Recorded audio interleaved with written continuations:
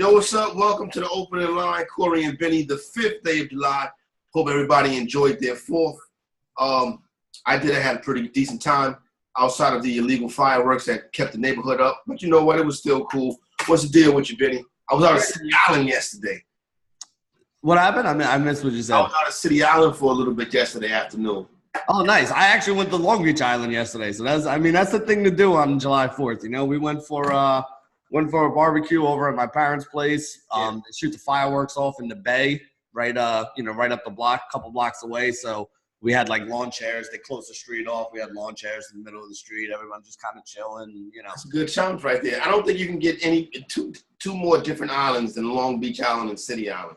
I'd say you're probably pretty right on that. I've been to both, and I definitely think that's the case. Maybe like Alcatraz and like Jupiter Island down in Florida, where like Tiger Woods and all them live. But I haven't been. You know, City Island is.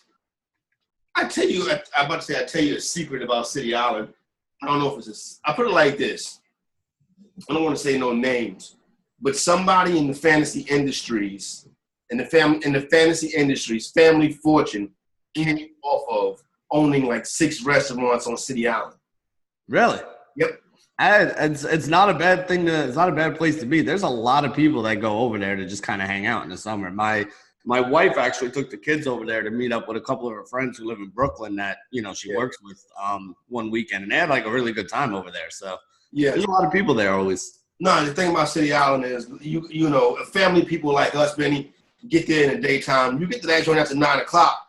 You know what I'm saying? It can get real out that joint. You know what I'm saying? I'm gonna be honest. I've never actually been there for the nightlife. Like I've always gone like during the day with the kids and stuff. Yeah, that's the best time to go. Like the kids and the family. You go out there after 10 o'clock at night. You know what I'm saying? It can go down out that joint. You know what I'm saying? Well, now I kind of want to go out there. Oh, yeah, that's what me. I want to go see it. Leave the kids, Benny. When wifey goes to visit her parents in Connecticut or West Virginia or wherever they're at, I'm, that's on the bucket list now. I got to go check it out. We'll make that happen. So good times last night, good times yesterday. So that was cool. But today it's time to get back to business. And Benny, right off the top, right off the rip, we do have some important business announced on the Elite Fantasy side. Yeah, I mean, basically with the fantasy side, yesterday was the official launch of our NFL package for the season. So you're going to have guys like me. You're going to have guys like Draft Cheat. You're going to have guys like Tommy. Corey will probably be doing some stuff over there too. Are you doing more of the season-long stuff, or are you going to be on the daily? I'll be doing more of the season-long stuff. But if there's going to be podcasts on that stuff, I'll probably be the one driving it. Oh, yeah, without a doubt. So you'll have, all the names that are always there. You'll have Mans, you'll have Ted, you'll have That'll be over there. So it's going to be fun, man. I mean, again, NFL is what drives the entire fantasy industry. It's where the biggest prize pools are. It's where the most people are involved. So it's definitely the season I look forward to the most because it's the best chance to – I'm going to be honest. NBA and baseball, you can make money playing those, but the money you can make in NFL season is really what drives your year. Like you can make a couple grand playing baseball. You can make a couple grand playing basketball. You can make – tens and hundreds of thousands of dollars playing NFL football. So that's always the one I put the most effort in. It drives the bus. It is the money maker. So the sooner it gets here, the better. So there you go right there on that front right there. So NFL, DFS, and season long, both available right now. Fantasy Guru, Elite Fantasy, the whole crew. Don't forget the betting site. Also, we'll get you some little picks a little bit later on. Benny's got the baseball. I've got the summer league covered, but I haven't started yet. But by noon, 12:30, those picks should be on the page.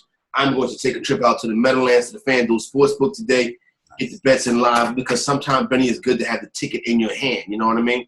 Oh, yeah, and especially if you have, if you don't have anything else to do and you can hang out and watch some of the games, get a couple beers, grab something to eat. I might sit out there for a little bit, you know what I'm saying? Or I might come back uptown, put my feet up, whatever.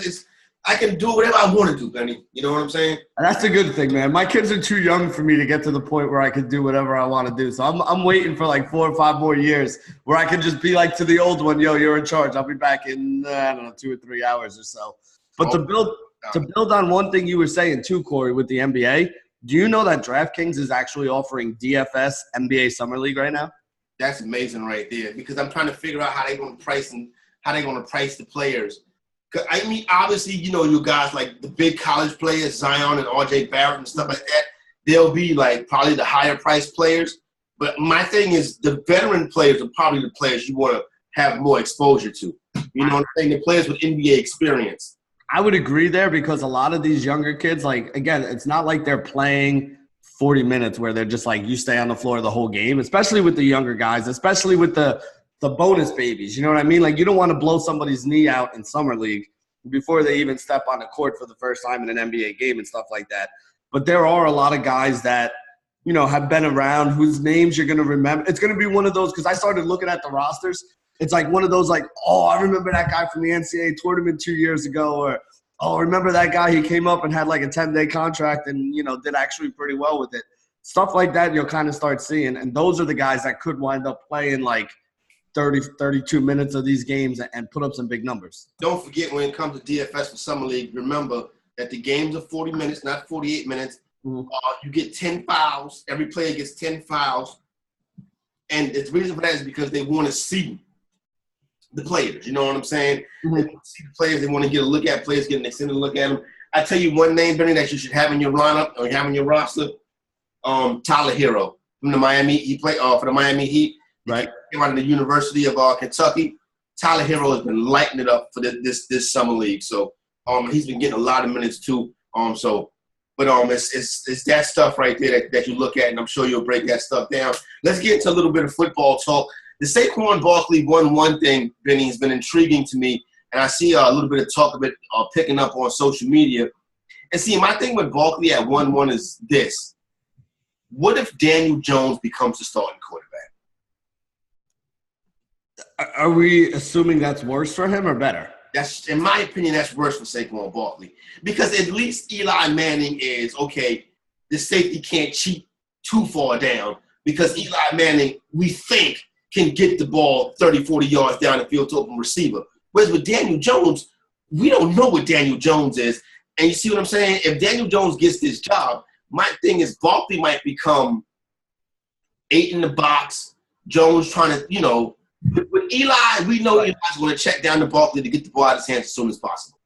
Right. That is true, and you know that's going to happen. I honestly don't think – again, I mean, you can call me an Eli Manning hater. That's perfectly fine. At this point of his career, though, I really don't think that a Daniel Jones could be that much worse than an Eli Manning. So I'm not really looking at it that way. And like I said, people can call me an Eli Manning hater all you want, but just watch him play, man. Just watch him play. Like, there's nothing about his game that makes me think this is a guy that can be a winning NFL quarterback at this point of his career. So, I'm still on Barkley at 1-1. Now, listen, we kind of talked about it yesterday. Can you make a case for Christian McCaffrey?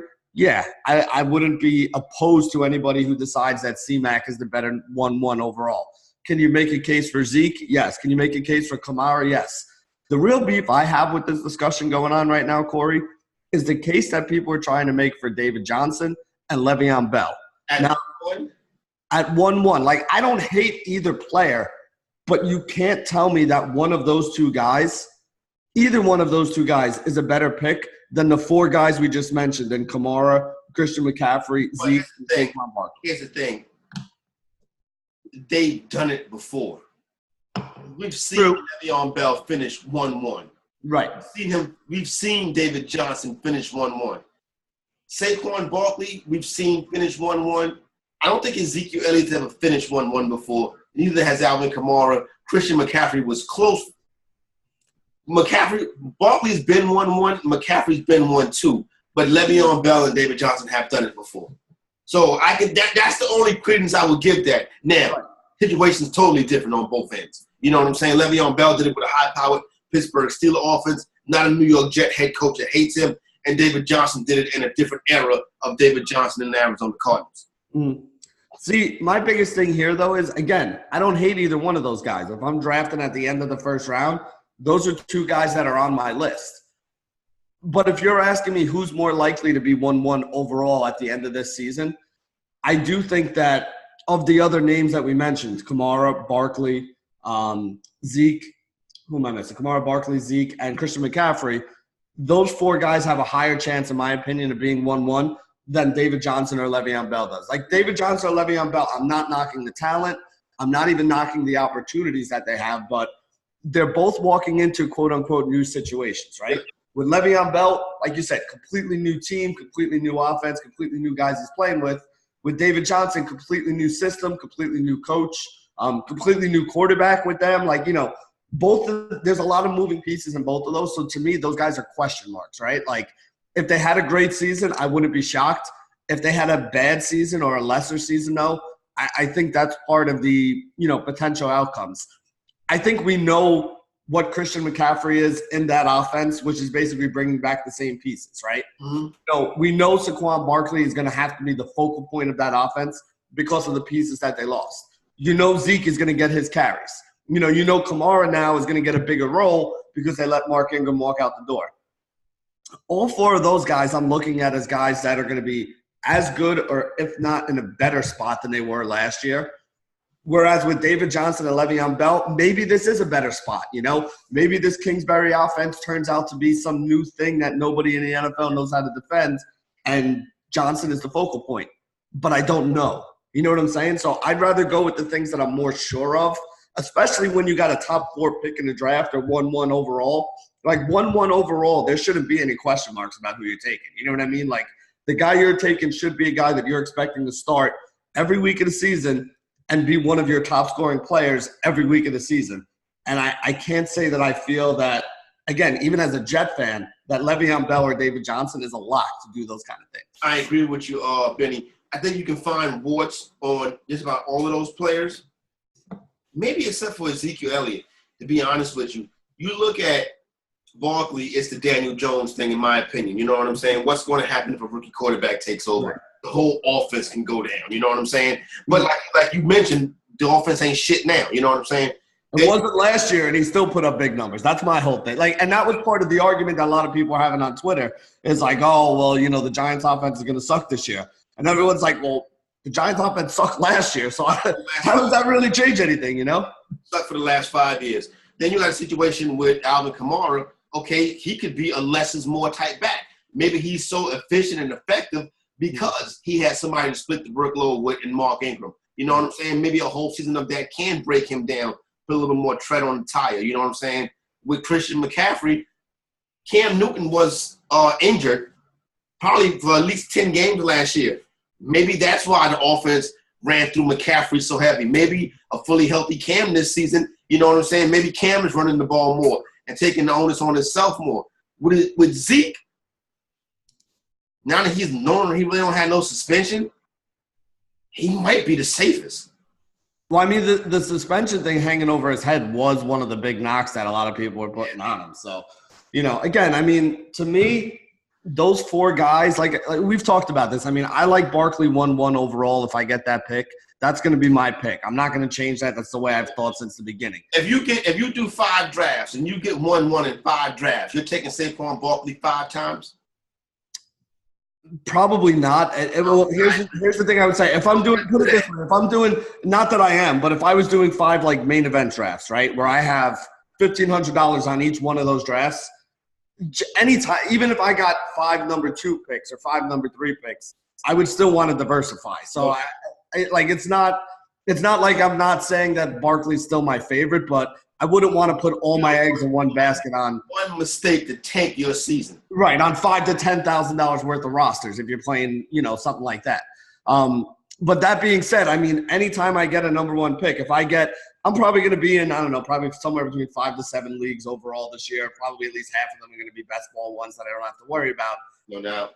I'm going to wind up with as much Saquon Barkley because I'm figuring maybe I get 1 or 2 number 1 picks. If I get the number 1 pick, I'm taking Barkley. If I get a number 2 pick and somebody else goes McCaffrey or Kamara or Zeke first, I'm taking Barkley with that. So, I mean, Barkley is going to be the guy that I'm trying to have the most exposure to overall, probably followed by Zeke and Christian McCaffrey. Those 2 guys, like let's say I had 5 drafts and I got 5 number 2 overall picks and everybody in front of me took Barkley 1-1. I would probably have an equal amount of Zeke and Christian McCaffrey on those other rosters that I was putting together there. No doubt. I think that's a good idea. Listen, diversifying rosters is a part of this. It depends on how many leagues you're playing. You'll hear us talk about that. You're playing in multiple leagues, and they got a couple dollars on all of them. You don't want to tie yourself into one player in all of these leagues because that one player gets hurt, and can tank your whole entire season. And I've seen it happen to some of the best of them, Benny. So there you go right there. I don't mind, and I think you'll probably agree with this. I don't mind being tied into one player. Like, I'll have the same guys that I like in, like, rounds 7 through 15. I can have a ton of Geronimo Allison. Exactly. Like Allison, we talked about guys like Washington and Moncrief and stuff like that. The kid Montgomery from Chicago is somebody I've been taking some chances on because a lot of people are talking him up too. Like, I'll have a bunch of those guys. For everybody that's just getting back into fantasy football right now, David Montgomery, rookie running back for the Bears. Yeah, so a lot of those guys I would be willing to have on like 70, 80% of my rosters if I can keep getting them at the spots that I like getting them at. But when you talk about the stars, like, people that were having this conversation on Twitter yesterday, I forget who said it, but somebody had the best line. The difference between you taking Christian McCaffrey, Zeke, and Saquon Barkley or Alvin Kamara is not likely the thing that wins or loses your fantasy game for you unless one of them gets hurt, because those guys are all going to be very good. What's really going to define your team is going to be the guys that you take in round like 7 through 14 to round out those studs, because, again, you're going to have 30 points, 25 points from all these guys like every week that they're healthy. So it's really not that big of a difference between them. Whereas you're like wide receiver 3 and you're running back 2 and the tight ends you pick up, there's going to be a big difference between the guys that you're getting in those different spots later on in the draft. Ezekiel Elliott's don't win fantasy leagues. Philip Lindsay's win fantasy leagues. True. Elliott's do what he's supposed to do. Philip Lindsay can come out of nowhere and give you a rock-solid RB2. This way, when you get into those bye weeks, you have an asset that you didn't play or absolutely nothing for. But fantasyguru.com, all strategies coming up. You want to sign up for that because we'll get you ready for fantasy football in 2019 over the course of the next 8 weeks or so. I guarantee you that. Getting pretty pumped and excited as football is getting ready to come back. Plenty of ways to make a couple dollars in this new regulated space. So whether it's elite sports betting, DFS, like Benny said, just launched for 2019 today, and not to mention fantasyguru.com, the Fantasy Guru site for season-long fantasy. All right, Benny, what else we got going down here today? Good, sir. NBA Summer League getting ready to get into full action today. Got a full day slate. Got games, Benny, that start. Got game times. So basically, Benny, we can watch Pro-Am basketball, basically, is what this is, from 3 p.m. this afternoon to 1 a.m. tomorrow morning. I love it. And that's what it's all about. That's what makes this – that's what's going to make this fun. It also makes it tough, though, for DFS, because if you look at the NBA, the DFS for NBA, it's not like all these games are starting at 7 o'clock like we're used to, right? Like, yeah. This is almost like old school football when you had the Sunday night game where you're going to have games staggered throughout the day. I don't know. I didn't look deep enough into it yet because I haven't played it yet on DraftKings to see. I'll play it today to see if they do everything locks when the first game starts. My guess is you're still going to be able to late swap all the way up until game time of those players' games starting, and I think that's going to be a big advantage to people who are paying attention and know who to late swap to. If they was to start the slate at 7, you have 1, 2, 3, 4, 5, 6, 7 games, and then you'll get that marquee matchup between the Knicks and the Pelicans. Right quick, some summer league futures before we look at some of the stuff for tonight. The Knicks are the favorite to win the summer league championships at plus 800. I don't think the Knicks are going to ever win any kind of championship as long as I'm alive. But from what I've seen so far, and like I said, this is just throwing paint on the wall, Benny. The Miami Heat at plus 3,600 is a bet that I would like. The Denver Nuggets also at plus 3,600 is a bet that I would like. And I also would look at the Spurs at plus 2,000 as a couple of teams that can win this thing right here. Those are some teams that I've seen already. Now, with that being said, the reason why I like the Nuggets, Benny, and matter of fact, let me go through today's games and I'll give you a little. The Pistons in Croatia kick things off. I be honest with you, I have absolutely no idea who plays on Croatia, anything about Croatia. I will leave that one alone today. The Bucks and the 76ers. I do know Luke May is playing for the Bucks. I have not seen the Sixers roster. Timberwolves and the Cavaliers play today. The kid, we talked about this earlier this week, but the kid Dylan Windler from Belmont. He's been stroking it for the Cavaliers. Okay. The summer league team. I don't know who was on the Timberwolves roster. I have that information by the next couple of hours. The Miami Heat have Tyler Hero, who's been excellent, like I said. They played China today. The Mavericks and the Nets, I don't know either of those rosters. The Lakers and the Bulls, the Lakers Summer League team does not look that good. They did have a big cover behind victory the other night. Cost me some money, but I don't like the way that team has looked. The Lakers don't really have that much talent coming on the pipeline. The Hornets and the Warriors, like I said, I had to do some further investigation. The Knicks and the Pelicans is the big one tonight. The Spurs have a good team. They play the Magic. They're a 3-point favorite. I almost guarantee you that'll be one of the games I play tonight. And then the Phoenix Suns and the Denver Nuggets in the night. The thing with the Denver Nuggets is, Benny, tonight we probably, my guesses, are going to see the debut of Michael Porter Jr. That's nice. I mean, this dude, he was a guy who should have been a top 10 pick if he would have been healthy and he had some injuries. Yeah, arguably he could have. That's how good a lot of people thought he was. Who is playing on this? I want to go look at this Knicks roster here real quick and see how the Knicks are. Oh, okay. I mean, if these are all the guys that are playing, they have R.J. Barrett, Mitchell Robinson, Kevin Knox, Alonzo Trier. They're playing their team. Basically, I mean, Kadeem Allen, that was the kid that came up and had some 10-day contracts with them. That was pretty good last year. Henry Ellison had some time with them up in the NBA last year. So, yeah, I mean, they're basically playing everybody on their team who's in their first 2 or 3 years in the league or below. So there's a decent amount. I mean, I'm looking at this team right now, and this is basically – and this is how bad they sucked last year in the NBA, but this is basically their NBA starting roster from last year with R.J. Barrett. And that's why you'll see in this tournament, Benny, a lot of the teams that are at the bottom of the NBA are going to be the teams that do well in this tournament because their players have to play. Yeah, they have to play because they're young players. They're first and second year players, and that's kind of who the league is meant for. I like to watch some of the G Leaguers too. You know what I'm saying? See how their game has developed, and like you will see, Benny, like you said, in this tournament throughout the course of the next 10 days or so, a lot of players that you remember, like you said, from the NCAA tournament and stuff like that. You're like, oh, that's that guy. Oh yeah, he plays for Grand Rapids. You know what I'm saying? So, he didn't fall off the face of the earth. They're still playing, but basically, the next 10 days in Vegas, I think every team will get a chance to at least play 5 games. Then you'll take the top 8 teams for a single elimination tournament to the champion, to see who the champion is.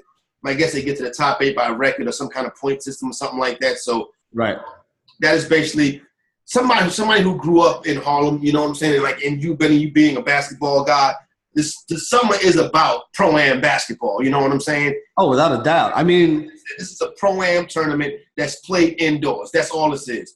Yeah, no, it's actually pretty cool. I mean, even guys that grew up in like the LA area, they got the Drew League out there. There's one in what the hell's his name? The Sunny Hill League in Philly. There's one up in Chicago that's big like this. Again, all these guys, when you're a player, big time college player, big time NBA player or playing overseas and stuff, when you're home in the summer, you need competition. You're not just going to go down to your local YMCA and play with guys that don't really know what's going on and you can risk getting hurt and doing that stuff. These guys want to play against other guys and get better and stuff like that. So there's a lot of really good games with a lot of guys you don't know. I mean, a lot of people don't know. I mean, you know this because you're from the area. Like, this is how Rucker Park kind of started. You had the NBA players playing against, like, the playground legends that were there. And, I mean, a lot of these guys that were playground legends were, like, former high school stars, former college stars that, like, for one reason or another, whether it be like academics or they got in trouble with the law or something, they never got their chance to go down that path and wind up in the NBA. But a lot of these guys can play. I mean, some of them, as you saw with, the new school with the N1 video guys, from the early 2000s, some of these guys are as good, if not better, than some of the guys that are in the NBA. They just never got their chance. So you see some pretty good ball in some of these leagues. And this is like the NBA's version of, taking that off the street and figuring out a way to market it and make money on it. It's all it is a big street ball tournament. It's 100% pro-am, and that's exactly what Rucker Park, the Drew League is and stuff like that. Those are not. You look at those leagues as entertainment leagues, but those are professionals and amateurs, and they're out there and they're hooping. I saw some footage the other day where LaMelo Ball and Trae Young going back and forth with each other. If you sleep on LaMelo Ball is going to be a good player. Yeah. I mean, listen, most people don't realize this. I think he's already 19. Like, he should have been a he should either be a senior this year or a freshman in college this year, but he did that whole, I don't know, his dad took him out and sent him to Lithuania kind of thing or whatever. Like, you know. He got Lavard. He got balled pretty hard. Yeah, he got Lavard. You know what I'm saying? But then let it be known that, listen, school wasn't their thing, that they were going to be basketball players. That middle child is never going to make it. LaMelo, what's the old boy name that's just playing for the Pelicans now? Is he playing on the summer league team? Hold on, let me check that. No. Lonzo? Yeah. You know what? Hold on, because I already have it up here. No. No, at least they don't have him listed as a guard if he is. But even then, they got some guys. I'm looking at this team right now, like Frank Jackson was on their team this year. Kenrick Williams was on their team this year. They got Zion in there as well. There's a couple guys in this New Orleans team that played significant minutes in the NBA as well this year. Guys that, I'm looking at Kenrick Williams when their whole team started falling apart and they got rid of Mirotic, and then they got rid of Anthony Davis was doing his 22-minute a game thing. Kenrick Williams was a guy we were playing in DFS all the damn time. There you go. You can play him in DFS again. Look at that. I got to plug my computer in real quick. So there you go. But I'll have the betting summer league picks up in Elite Sports Betting. Like I said, give me a couple of minutes, a couple of hours, an hour or so to go through the rosters after this video is posted. You go through the rosters and stuff like that, and we'll get you some picks. But what I can give out for free is I do like the Miami Heat tonight. And that matchup I saw that they had, not in Miami Heat, San Antonio Spurs laying 3 against the Magic. Well, I would take the money line at -150. The Spurs should win that. Now, the Magic could come out. I wonder if Mo Bamba is healthy enough to play. I'll tell you if he's on the roster right now because I opened up the DraftKings thing to start looking at this already. He should be on the roster, Mo Bamba. He's definitely on the roster. Mo Bamba, so I'm just trying to see what they say here, if they say there's anything about him. The one thing they say about him here, he's added about 15 pounds since his rookie year, 15 pounds of muscle. They're not saying he's out of shape. They're saying, he got bigger, he looks good. And, he is scheduled to play in this summer league matchup here. So that'll be interesting. Mo Bamba's a kid from right in this neighborhood right here. Speaking of this neighborhood right here, Benny, before we get on and get to some baseball picks and the prize picks for the night. So last night, right, with all the stuff going on, me and the fellas hanging over the crib or whatever. So finally it's starting to get a little bit too tired. I'm starting to get a little bit tired. And I realize it hits me that it's not a Saturday night. People actually got to get up and do shit today. So I'm like, I told my man, Ball, son, it's time for it's time for y'all cats to go home. You know what I'm saying? I'm like, but first, I told my man, Ball, take me down to Kentucky Fried Chicken on 145th Street and give me some chicken before I go to bed. The Ball goes, that joint is probably closed. I'm like, all right, cool. If it's closed, we just go someplace else, whatever. We ride down there. Of course, it is closed. So then we come back uptown to 125th Street, and we go to the Popeyes on 125th Street. Now, we preface this by telling you, when I left the house, my battery was dead. So I left my phone inside on the charger. So they park in front of the Popeyes and let me out. Go into Popeyes. Of course, it's a shit show in there. You know what I'm saying? It's 1 million people. Right. There's one lady behind the counter. She don't really want to be there. You know what I'm saying? Oh, hell no. Not on July 4th. She want to be off too. So I'm in there about 20 minutes, whatever, waiting, getting my food, whatever. So I get my food and come outside. My boy's car is not in front of Popeyes. So I'm like, okay, cool. I understand the cops could have ran him off or something. So I go around the corner. I walk to the next corner. I don't see the car. I cross the street, walk back up the next corner. To the next corner, I don't see the car. Come back in front of the Popeyes. Then I'm there for about 3 or 4 minutes. I said, okay, I don't have my phone. They're probably calling me. But common sense would say he's not answering. In my opinion, common sense would say he's not answering the phone.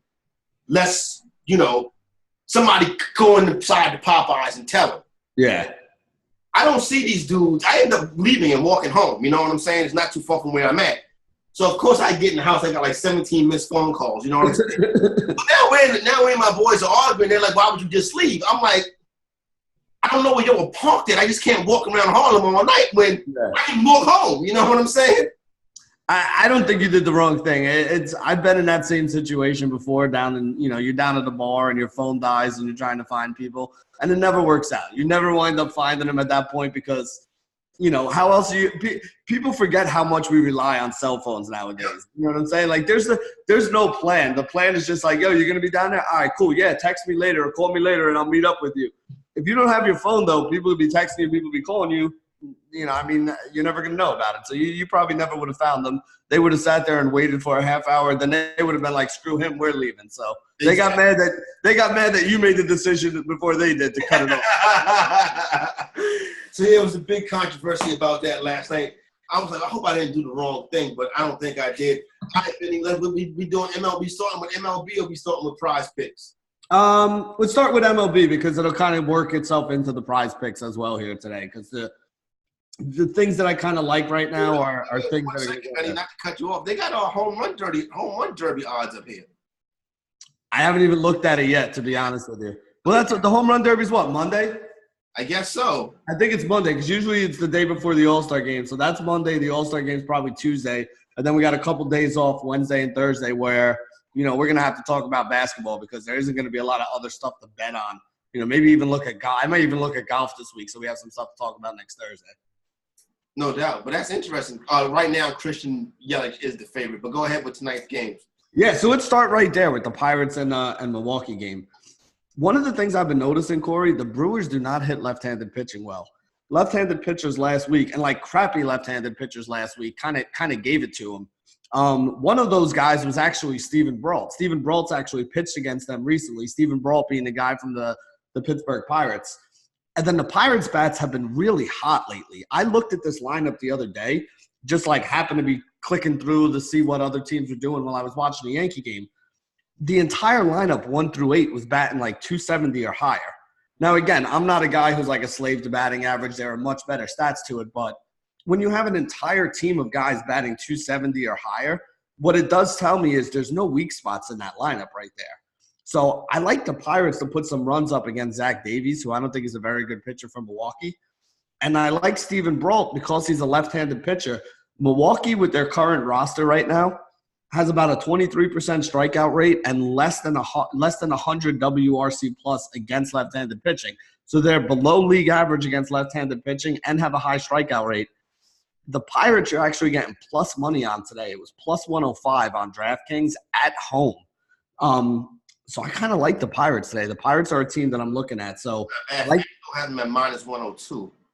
They're at minus 102. You're getting you're getting plus money on DraftKings at 105. It's usually about a nickel or so of rake on any baseball one. So if FanDuel has them at minus 102, the intrinsic score for them is probably like a plus 103 or something like that. So you're still getting pretty good odds for them. Getting even money on a team. Before the run line is actually 0-0. It's a pick 'em. Basically, this game is a pick 'em. It's a pick 'em? I've seen that a couple times, but that's what I'm saying is, I think the Pirates, people are kind of sleeping on the Pirates here today.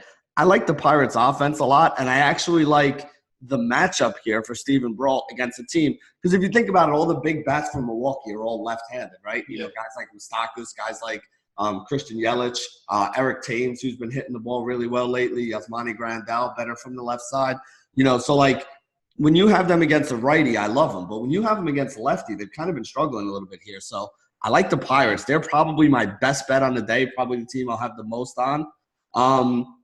Another team I really like today is the Minnesota Twins. You're getting Martin Perez going up against the Texas Rangers. Now, I know people are like, oh, man, I don't want to pick on the Rangers. The Rangers have the highest strikeout rate in the league against left-handed pitching, which Perez is. They also have the 5th lowest WRC+. If you look at their active roster, which is just the guys that are active and have a chance to play today, they actually have the lowest WRC+ at only 74, and the strikeout rate actually ticks up a little higher to 29%. So I don't really love the minus 175 that he's at, but I think the Twins are almost a lock to win this game today. The only other game I'm really looking at is the Yankees against Tampa Bay. Tanaka had a really bad last start, so I'm expecting him to bounce back, but it's not one that I'm going to put a lot of money on. Really, there's a bunch of games that I liked, but when you start looking at the numbers, like Kershaw against San Diego, Greinke against Colorado, Verlander against the Angels, against Philly, Teheran against Miami, I like all those pitchers, but all of them are like minus 200, minus 190, you know. Yep, I'm seeing some minus 180s, you know what I'm saying? Minus 215. Yeah, it's just not they're not good spots to really take, you know, because what you're basically saying is, you know, this team is going to win this game more than 2 out of 3 times. And I don't really want to bet on these guys to win it more than 2 out of 3 times. I mean, listen, even the crappiest baseball teams win 60 games. Yep. 60 out of 160 is more than 1/3. So that for me to take less than 1/3 or less than 3-1 on some of this stuff, it just doesn't make sense to me. So I mean, I like all those guys to win, but you're not going to make any money there. So for me, the bets today are the Pirates, the Twins, and then I'm on the fence about the Yankees. I'm probably going to bet on them, but I don't want to go ahead and tell people to put a lot of their money on it. Yeah. Tanaka is very hit or miss. And we've seen him be that way before with your boy Masahiro Tanaka. So there you go right there. That's Benny's best for today in Major League Baseball.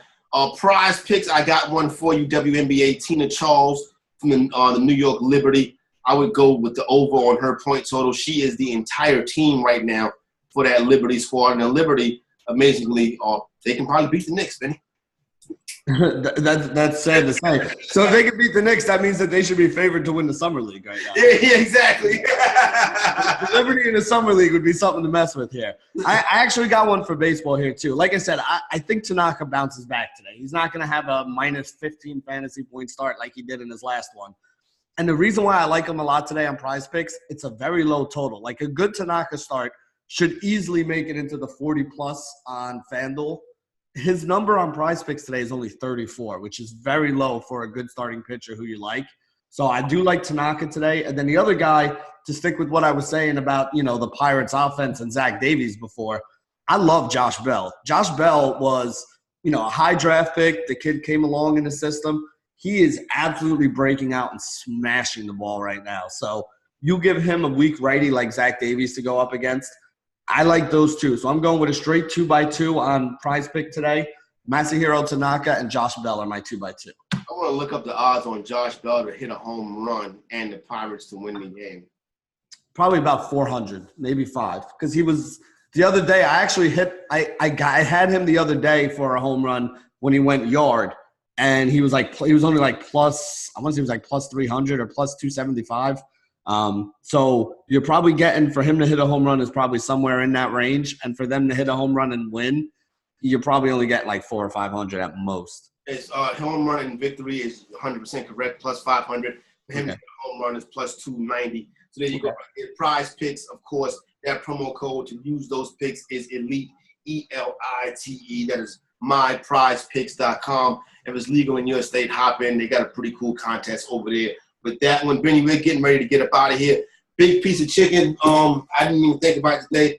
I give it to my boys that came over last night for taking me and leaving me at the Popeyes, you know, while I was getting the big piece of chicken. I'm going to give mine to Cody Bellinger. Cody Bellinger hit his 30th home run in the first half of the season.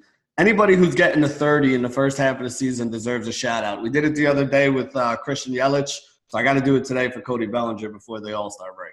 All right, there you go right there, the opening line brought to you by Elite Fantasy Sports, Corey and Benny. It's time for the weekend, right, Benny? Today is Friday, that's right. So we'll be back on Monday. Get you guys started for next week. Plenty of summer league. Obviously, the fantasy football talk is revving up. And, of course, we'll have some all-star baseball props and stuff like that for you next week. For Benny, I'm Corey Paulson, the Fantasy Executive. We out.